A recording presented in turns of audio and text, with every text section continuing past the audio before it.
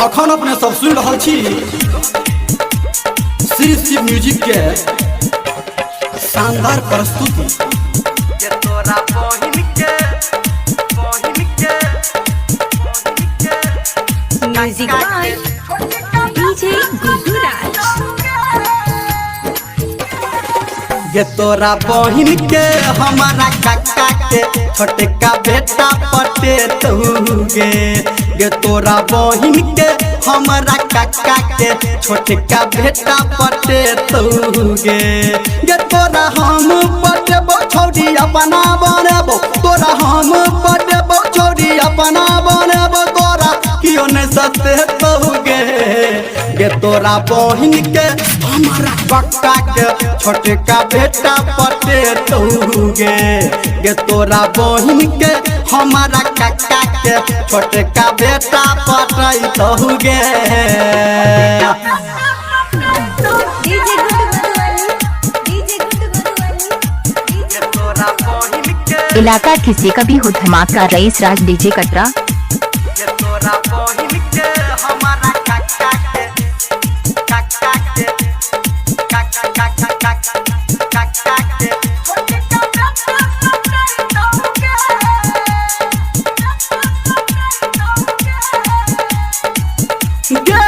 तू सुंदर छी लाखों में गोरकी, तोहर बहिन करोड़ में। तोहर बहिन करोड़ में हाँ तू गोरकी छी हमारा नजर में, तोहर बहिन छो भोर में। तोहर बहिन छो भोर में तू सुंदर छी लाखों में गोरकी, तोहर बहिन छो करोड़ में। तू गोरकी छी हमारा नजर में, तोहर बहिन छौ गे सोर में। हम तोरा पटेबो छौरी अपना बनेबो, हम तोरा पटेबो छौरी अपना बनेबो, तोरा क्यों नहीं सते तौगे। ये तोरा बहिन के हमारा काका के छोटका बेटा पटै तौगे। ये तोरा बहिन के हमारा काका के छोटका बेटा पटै तौगे। डीजे गुड्डू मधुबनी, अखन अपने सब सुन रहा छी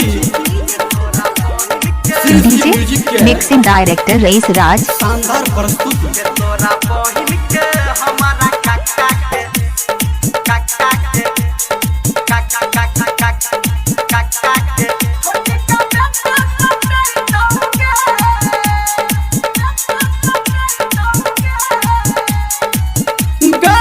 हमर छोटका काका के बेटा तोरा कहो हसीन गे।